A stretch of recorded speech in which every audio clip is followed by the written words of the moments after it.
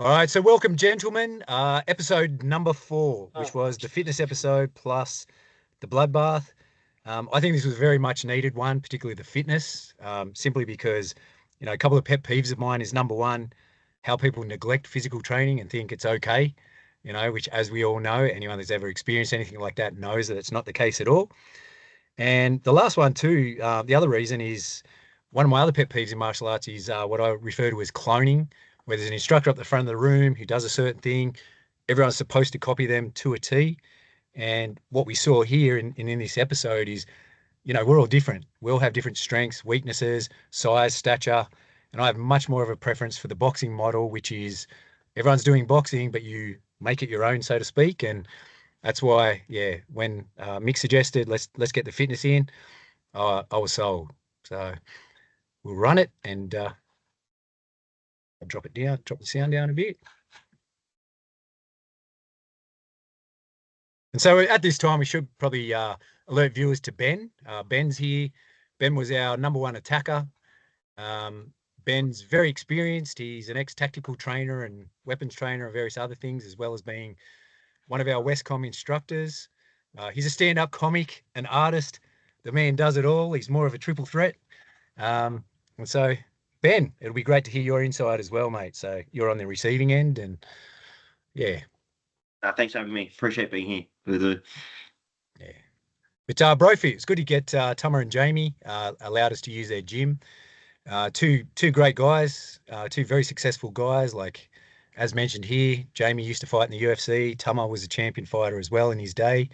They trained Tai Tuivasa, Tyson Pedro, amongst others out of this venue. And it's unique in that it's a men-only gym. And I think the biggest thing that they do that's very different is they get a guest speaker in to talk about resilience and various other things. And good little setup, very successful setup. I know now they've sold 2 franchises. They're now moved into 2 other areas. And it was pretty awesome setup. And yeah, much appreciative of that. So yeah, it's such a shame looking at this clip. He was the guy I really wanted, my friend Con, the big bodybuilder, just for this episode alone, just to see his strength and size and how it sort of plays as a factor, and it would have been great to see. So next time.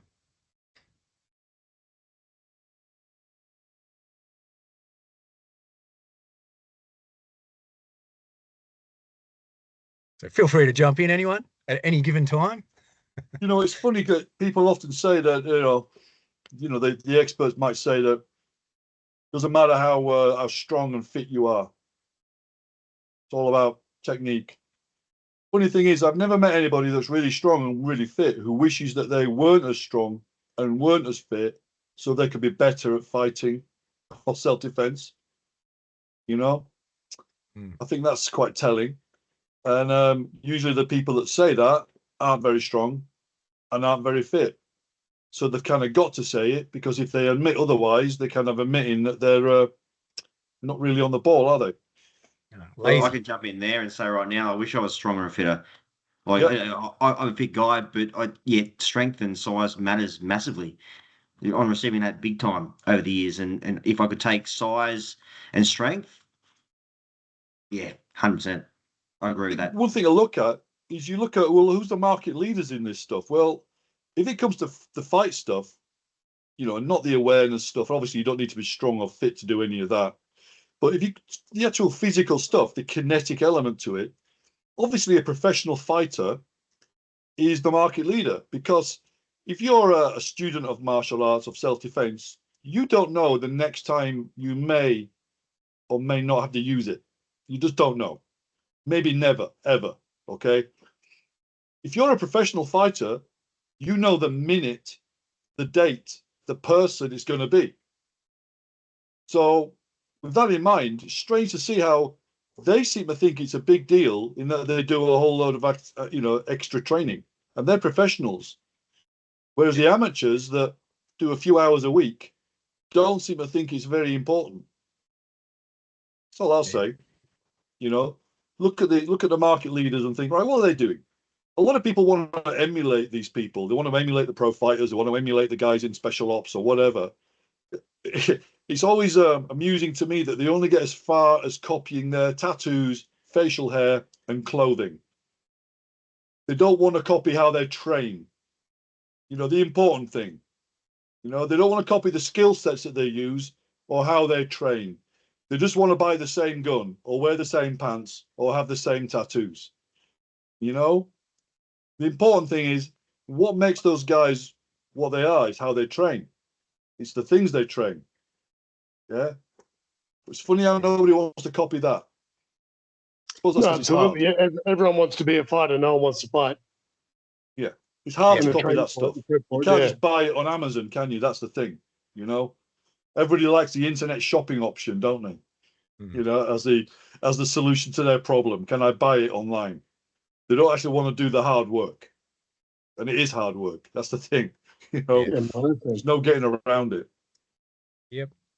That's why every class, like if you're leaving there fresh, if you're not bruised in some way, you're not doing the right thing, essentially. You know, it hurts. It does hurt, and you just got to grin and bear it. And a lot of people don't want to do that. Most people don't want to do that.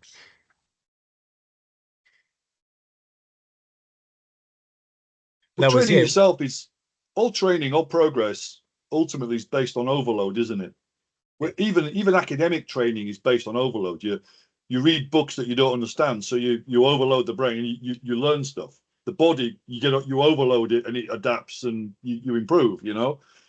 So I would suggest that any professional athlete, combat athlete, any kind of athlete, probably never left a training session satisfied.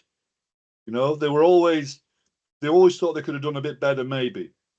Whereas every amateur, they're very pleased with themselves, aren't they? It's high fives and group hugs after the smallest bit of effort. Okay, that's all I'll say. Yeah, and that's why you're not overloading it. Why would you change? Yeah, you know, and that's why I think running a self-defense gym as such is pretty difficult because there's no light at the end of the tunnel. Like as you said, you're training for a hypothetical event which may never ever happen, and it's hard to keep people motivated in that sense. So like, yeah, definitely. Yeah, sure. Back in the day, you know, you got to fight in 6 weeks' time. You've got something to train for, to work for, and you know, you've got a chance to showcase what you do or test yourself. But in what we do, essentially, it's just training for the sake of training as such, and this is why all this stuff has came in. That's a good point, and I think what's happened now is in the self-defense stroke combative stroke whatever you want to call it kind of industry, because there is no title belt, there's no outlet to it. Becoming an instructor is seen as being the title belt, isn't it? The trophy. Whereas if you're in boxing, if you're in Muay Thai, BJJ, whatever, it's winning the medals, it's winning the competitions. That's the outlet for it. So it's put an unnecessary kind of, what can you say, merit on being an instructor. You know, that's seen as being the thing. I get emails from people asking me how long it will take them to become an instructor. And then some, you know, saying that they've already got clients waiting and they just need the certification even. You know, you can imagine I have a very short reply to those kind of emails, but you tend to find, don't you, that most athletic sports type coaches don't really start out wanting to be a coach. No. They want to be a star. They want to be a superstar, don't they? They want to be a player. They want to be a fighter, whatever. And a lot of them kind of fall into being a coach because they get old or they get injured or they kind of realize that they're not that good physically, but they have got the skills and the knowledge, etc. Yep. But they don't really start out wanting to be a coach, you know, which I think is unusual. And in our game, there's so many instructor courses. It's a very attractive proposition, isn't it? Yeah. You know, but you do a 5-day instructor course without any kind of real background behind you. All it leaves you is 5 days ahead of your students. And I don't think that's acceptable personally. No. You know? No, but I think you've said it before, like no one, say for example, basketball, my sport, I still to this day, I don't play anymore, but I consider myself an athlete. I don't want to cross over that, even though I coach. It's the same thing. Like I wanted to be, you know, Michael Jordan dunking. I didn't want to be Phil Jackson, the coach on the sideline. That's, yeah. And it's backwards that we value that in this industry.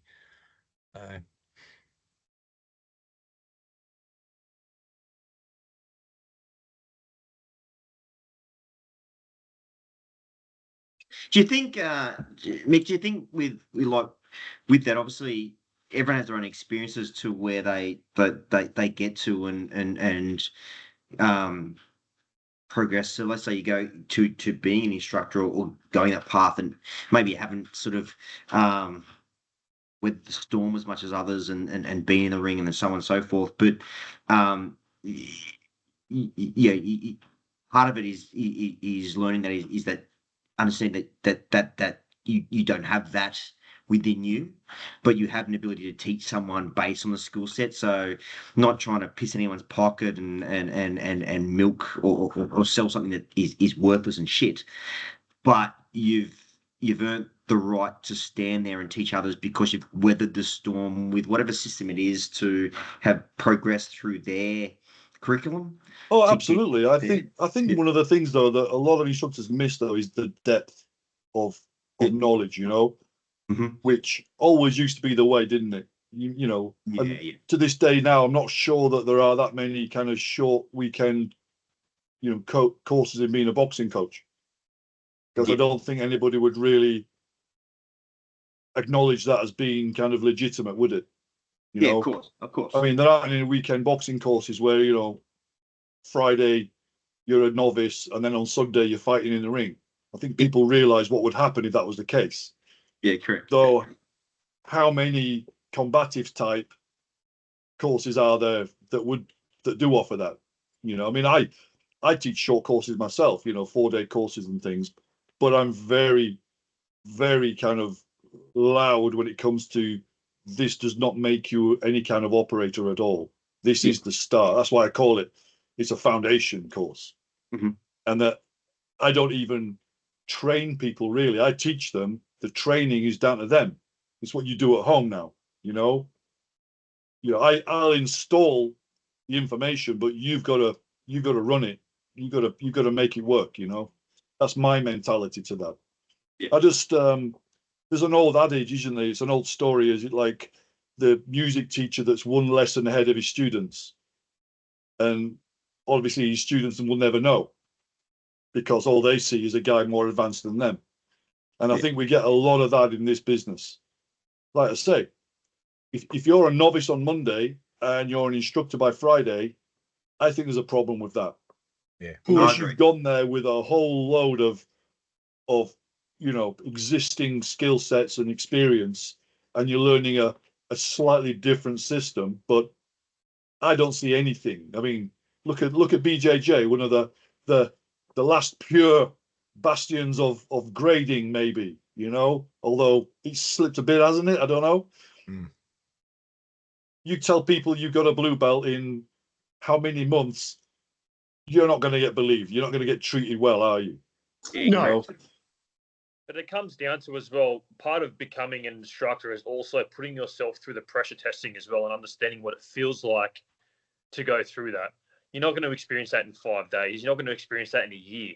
No. So it takes years and coming up against different people, doing the same scenario to actually really pressure test what it's like so you can actually teach people and explain to people what they're in for. You're not going to learn that in 5 days. No, because we're the exception to the rule. I reckon our school's the exception to the rule because, Ben, you went through the instructor program. You've also kickboxed and things.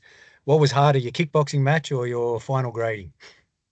The final fucking grading. Like you earned every single one of them. So did Adrian. So did everyone else that's done them.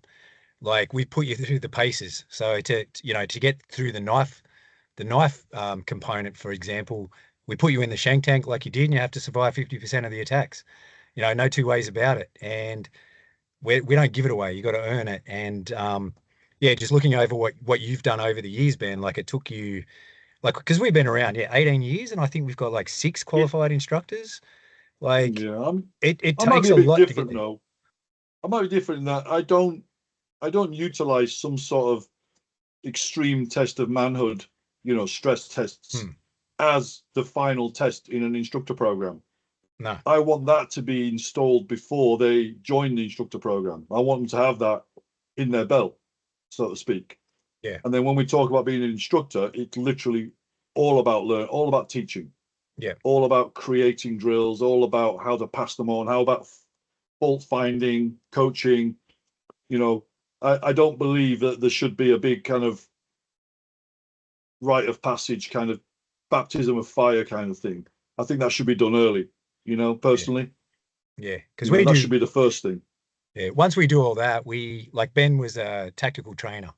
So he's a teacher, like he knows his stuff inside out. And that's like with Adrian, he had to come and teach a number of classes and prove that he was a good instructor. Like it wasn't just given as well. So after all the physical stuff, so many bases to cover. And that's the thing. A lot of people neglect all of the above, you know. I've been through sessions where people do not know how to teach. I've sat in and watched, and I'm like, man, first of all, you don't know how to teach. And then second of all, I mean the opposite, where people don't know how to actually do or perform the tasks required at a decent level. So yeah, I mean, it's tough a balance. big subject. It's a big subject, and the whole teaching thing as well. I mean, anybody can teach what to do. I mean, you can just give somebody a list of techniques. There you go. That's what you're going to do. Most guys can kind of teach how to do it, but really the test is, can they teach why it's done? Because without the why, you haven't got that three-dimensional kind of view of that thing, have you? You don't know where it fits in and when to use it and when not to use it and how it relates to this and that and the other, you know. And essentially you're teaching people to copy what you've just done.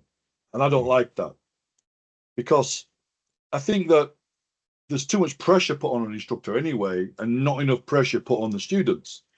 Because one of the most hated statements I've ever, I come across is that there's no such thing as a bad student, just bad instructors.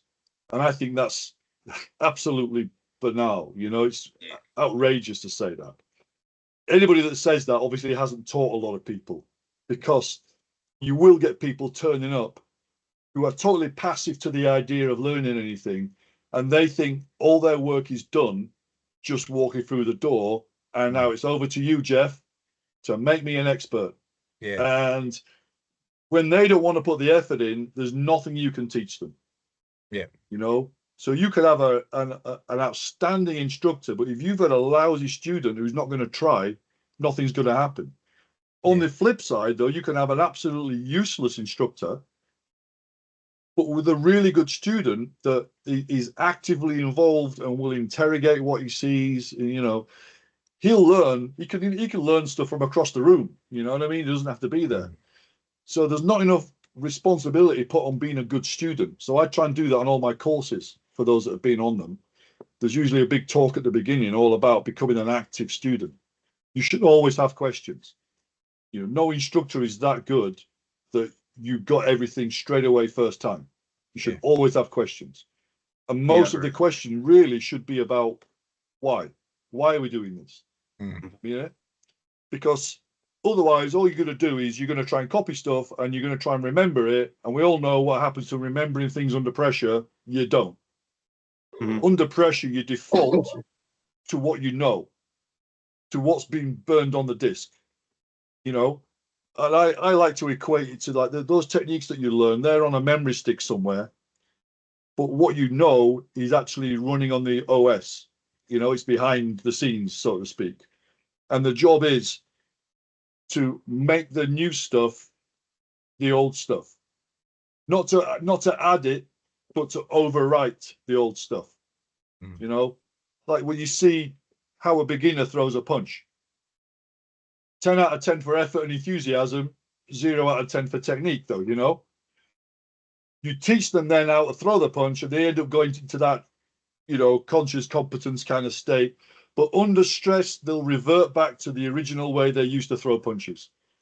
Only with a lot of reps and a lot of overwriting do you replace their old way with the new way. And that's kind of how I try and go about training. It means a lot of reps, though. Yeah. But there you go. Yeah, for sure. We'll move on to the next part. So, shall we? The good old bloodbath. So, again, for those who don't know, we smeared paint and lubricant on everyone's hands, on the knife, on their arms, just to test that notion that, you know, in a knife fight, it makes it additionally harder to grab hold and control the weapon-bearing limb if there's blood and other bodily fluids and things like that. So we thought we'd throw that in just as a drill as such, just for visuals. You know, we can't have it all educational. What other bodily fluids, Jeff? It's funny. blood? There was an individual, and when I talk about bodily fluids, I have never seen this or heard of this. He was claiming that people would shit themselves, vomit, On the knife? and yeah, that's what he was saying. On their hands? Yeah, man. It's Police officers, they report all the time. People bronze up. Yeah. Things happen But differently in the UK is all I can say. Okay. Yeah. But this is not the order it went in, because I want to state that, because Kev versus Mitch, who didn't see the knife, obviously that was after Mitch's first one. So Mitch is not going to sit there and see it in the first time and miss it in the second. So that was around the wrong way. But just to clear that up, clarify, Mitch is a bit smarter than that. Let's just say that. So. Oh, yeah. man. I mean, like you lose your peripherals in the helmets anyway. And then Kev is tall. And then just with the complete lack of trust that we had, and just because when we're at the back, we could hear people going, "Oh, you're not going to enjoy this," and blah, blah, blah, blah, blah. And so we're thinking, okay, well, what's the scenario here? And the briefing was, stay on your knees, and it's a combative one, and there's people standing around you, and you're waiting to be attacked, quite literally. So that's why you can see us looking around, and we're looking up, and I've got eyes on him, and I'm waiting to be jumped by Ben or someone, because I couldn't see who's got gloves on. But we're waiting for something to happen. Trust. That's a bit hurtful. Yeah, because it was stated. After it did the first say it's scenario, you against you. We did state that it was just you versus the other person. So like in this episode, if you look at the briefing, it is said, but when you're walking into these situations, no doubt you don't hear the briefings. Like I still remember when I used to fight, cornerman would say something, I would have no fucking idea what he said. I would not hear a word that came out of his mouth because too busy with everything else that's going on. And I dare say that was what happened here as well. Oh man, so, between that and like zero trust. Yeah, that too. Yeah. But yeah, man, Kev is a large human, and it was pretty funny here because we're kind of playing handsies, and I grab as much blood as I can, and I smear his faceplate, just try to obscure his vision, then clock him once, clock him twice. And then he gets hold of me. We scrabble for a bit, but then he just committed his weight, and that was the end of it. And I was like, oh. And trying to like get the heels in to try and separate, but no, wasn't happening. I love the injury. I love the interesting reaction once you walk back and the debrief, and Jeff said something, and I just remember you looking down, going, fuck, because you saw there was a knife involved, and like no one saw it. Like it was like, and that was is what it is. It was like, oh shit, like the connect with the eyes, and you just focused on that, and it was like, they haven't seen it. Like, I was looking up, and I was my peripherals were active. I was just trying to look for, see who, what, where, when, how. And then when I think it was like the third instruction, guys, it's just you. And we're like, oh, okay, we're just fighting. And then it was on. But then it was when we stood up and walked off. We're like, oh, there's a knife there. What do you know? It was. I saw that moment. I was just like, wow, okay. Yeah, no scenario on this one. Sometimes it's just fun to have a fight, isn't it? Absolutely. So, I mean, I understood the assignment when it went up against Adrian, but oh man, first one I was just like. And that's where this was like a big moment. So as much as it was, just a little drill or whatever, like just for Nick, and at this point in time, who trains with knives and has done for so many years, and he said it's okay to talk about this, and that's why I'm sort of a bit disappointed he's not here to give his take on it. But these two are both in tears after this, and he was sitting there saying that, it felt real. You do it for real. I couldn't do it. And it just kind of, to me, that was a big moment that, someone who trains with knives and Filipino and does all the knife stuff, when he got the chance to even stab with a foam knife his partner, it was very confronting for him. Like for me, that was a massive eye opener. And that was one of the moments for me that's like, this is exactly why we train the way we train. This is, one of the ways. So, yeah. No, I mean, I had a good chat with Nick as well after this and then since then as well. And, it was very interesting because, despite all his training, the actual like role-playing scenario, not the point scoring, not the, gotcha, that kind of thing. And you liken it to paintball effectively. Yeah. Whereas, you all have a smile and a laugh and, I got shot. That's about it. Whereas, like your actual aim here was to do as much damage as possible. Yeah. And, I think it was very, very eye-opening for him. Yeah. Yeah. This was literally the bloodiest of them all, wasn't it? Like, Dylan looked like he'd been through the ringer. He looked like he just finished to shift the abattoir. He'd really gone through it big time. And that photo, that's the best photo. Yeah. That one of Dylan. That's the photo from the series, or one of them. But yeah, it's just interesting. Like, you know, it just hit home that there's martial arts training and reality training, and you know, I'm not one of those people that are all in on the reality side of things, but you do have to do some of this shit. You know, it does have to come in somewhere. Absolutely. Yeah, and this was awesome. Loved it. Yeah. It's a good one. Let it wrestle, posture up. Adrian goes for uppercuts. I'm diving over the top. And we just wail. But yeah, the again, like being a stickler for rules, and I think it was during one of the later scenarios. So I think it might have been Paulo asked, you know, having martial arts experience, did that, or like having fighting experience, did that, you know, was it a bane or a boon? And it's both. But when you come into this environment, like what's the one thing you're not allowed to do in combative arts, like sporting combat, is strike behind the ears. Yeah. And that would have been the one thing that clapped down on the back of, you know, Adrian's head, might have actually done some good. But, you know, again, you're just thinking front. Yeah. And yeah, when you said stay on your knees, I should have like sat down, started kicking, could have like hand planted and kicked. So many things of the shoulda, woulda, coulda. Yeah. That came out after. It was like, and yeah, it was interesting to see. But man, like locking up with Adrian, I was like, oh, he's strong. When you saw when it first kicked off, and because Adrian was quick on that second time, that knowing that knife was going to be there, so flicked it out. Was it a go-to for you? Did you have a chance to see the knife before he wrapped it off? I saw the knife and I saw him, and initially when he did it, it took me a second to figure out whether he'd dived for it or dived to get it out of play. And so there's that. Notice that hesitation of like, oh, and then I go, yeah. And between both for you and Adrian, question is, I don't ask this question yet. How hard was it to stay on your knees?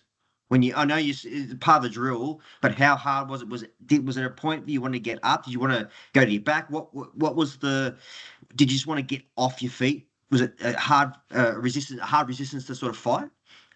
Yeah. So to not like you know, be perceptively to break the rules was very difficult. And I remember hearing when we're at the back, someone stood up. Can't remember. Might have been Nick or might have been Nate.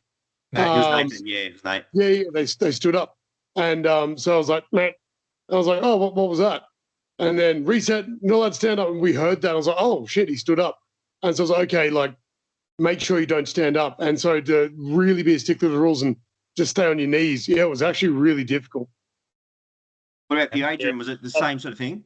Yeah, kind of hard to stay on my knees as well, because like I could have used my knees to, you know, to get Mitch, and not only that, like we train to make sure we don't stay on the ground for too long, if at all. So in a scenario like that, the last thing you want to do is to eliminate being on your feet. So that definitely made it difficult. And I guess when you are on your feet, you can sort of use your body weight a bit more too. You know, you've got a bit more sort of ability to sort of maneuver them around as well, as opposed to trying to keep your balance whilst you're on your knees. Yeah, I would have liked to have had an environment where we could have actually forced you to be that low for a reason, rather than you know, have an engagement in a tunnel or something like that, you know, where you couldn't stand up. Yeah, I always prefer to make you do something in a scenario than expect you to remember to do something in a scenario. I'm not a big fan of it really, but you know, you work with what we can get. And the thing you do is you turn a feature into a bug. You turn a bug into a feature, don't you? It's like with the helmets, and you don't get the peripheral vision. That's good. Yeah. Because if you can operate without that peripheral vision, then when you don't have the helmet, you'll be better. You always want to train in the hole to a degree, don't you? Yeah. So then when you're not handicapped by whatever it is we've artificially induced on you, your performance will be that much better. So, you turn the bug into the feature. That's the thing. Yeah. I think so really I think that's expecting you to remember idea, to stay on your knees. Sorry. What do you say, Mitch? I think it's a good idea for a tunnel. It's next season. Yeah. But I mean, even that though, you could look at it from this perspective that we expected you to remember a piece of information under extreme stress, which on an abstract level is quite important. You could extrapolate that to being other things. So, you had to remember to stay on your knees in the midst of all of that. You had to still process that piece of information and recall it. So, there's some positive out of that. But like I say, yeah, in a tunnel. Yeah. Or maybe we put tacks in your shoes. So if you stand up, it hurts. Because we wouldn't get those camera angles, but it was kind of done that way for safety, number one. If you stood up there, you're crashing into walls. And also it would have taken away from the clinch. Like, we wanted you to stay in the clinch as much as we could, in that grapple, just to test those arms. So, I mean, yeah. So it had to be done. But next week, and this is why we've had that big gap in between, is like, first of all, I'm giving Matt a bit of time to sort of get things together, and this next one we're really taking our time. I've had 6 lots of eyes on it. We've got all angles in slow motion. We've got this video circulating, just so there's no there is going to be discrepancies, only because the way I sort of split it up is a clear-cut win. You weren't really hurt. Then there was one that medical attention is absolutely needed, but there's no real way to determine whether they survived or died. So there's that category, and then there's the instant death one. And then so I've sort of looked at it in that light, and it's pretty interesting, because I think there was only about 4 clear-cut wins, maybe 3 or 4, and then there was quite a few of the in-betweeners where people did get cut, and it's just a case of trying to be consistent and say, okay, well, this person got cut, and like from the previous episode with a knife to this one, to keep that consistent as well. So yeah, we've had 6 sets of eyes on it. So yeah, we'll see when it comes out next week. I'm excited. And, it looks good. It does look good so far. So yeah. For the love of God, please do the maths and get the scoring correct. So this is what happened. So the closing screen last time, you were on 9 points. Matt's put the previous screen up from before that, where you were on 8 points. So that was a mix up there. And the funny thing is, we looked at the scoring so many times. Like, he's like, is my maths right? And I went on, I'm like, yep. And then I went back on and I got the screenshot from the last episode, matched it all up. I'm like, yeah, this is what it is. And the numbers are right. He just used the wrong screen. Like, he used an older screen rather than the most updated.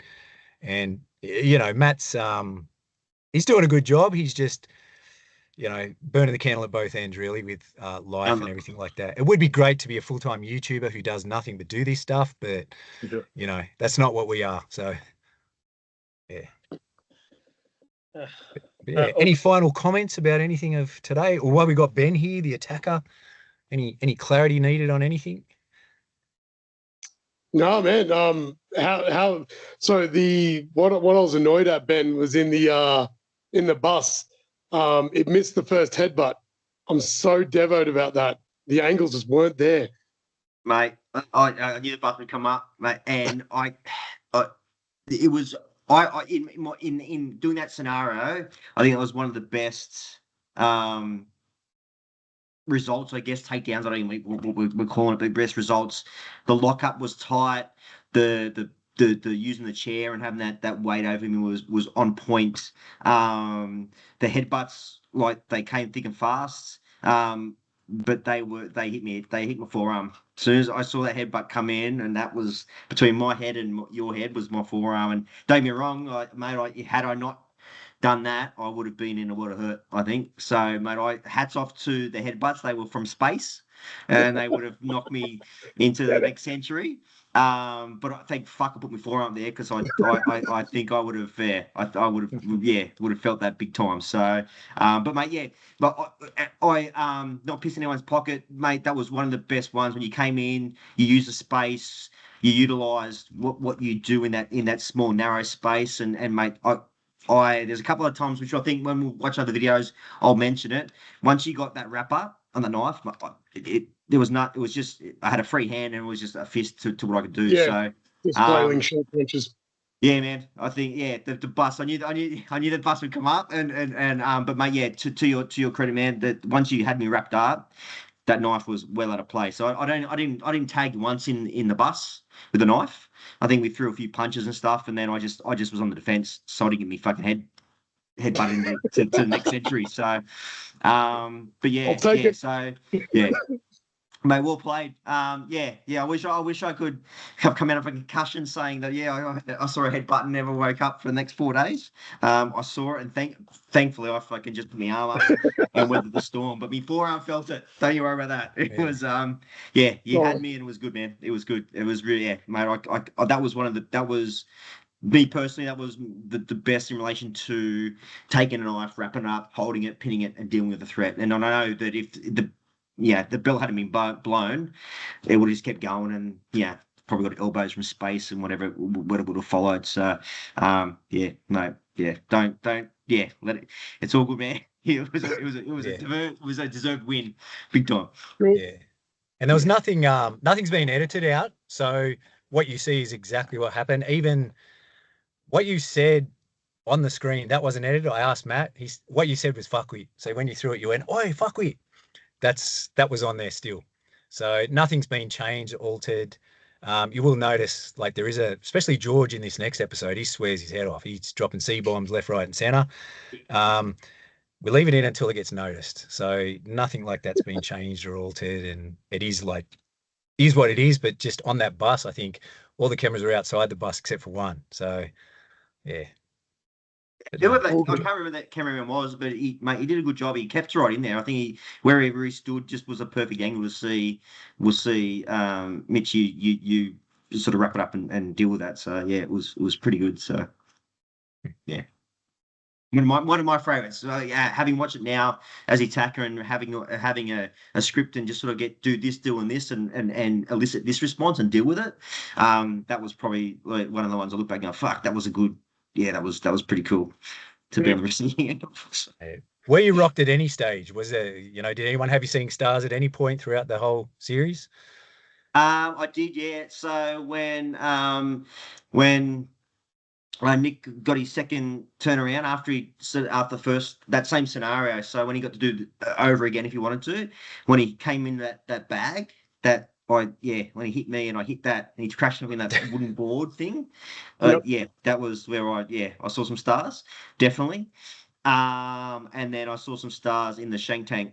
I got clocked, two in the shank tank, which was by. I think, that was by Adrian. Copped a little sneaky one on me, which I sort of felt a few little stars. That was a good one. You can tell he's got dementia now. Like, he can't, he's a bit punchy. He doesn't know what he's doing. But that was good. There was a lot of what I really liked as being the attacker was when, especially the knife stuff, because I was the knife maniac, was when you guys got hold of the knife, whoever it was, pretty good. Adrian had a good pin, Mitch had a good pin, Nick had a good pin, and it was a point where I could do other things, but the knife wasn't going anywhere. It was sort of under control by your grip strength. There was a couple of times there I got someone had hold of me. I was like, I'm not going anywhere with this. Like, it was a size and strength thing definitely. But there was some good fucking pins. Like, oh well, okay, well I'm done there. So it was good effort. So as an attacker, it was fun to be on the receiving end of that sort of stuff. So sick. I look forward to the shank tank. Yeah. Nice. Up next, it looks good. But on that note, gentlemen, always a pleasure. And we'll do it again next week. All right, guys. See you later. Good on. Stay safe, gents. Stay safe. Bye. See you guys. Bye.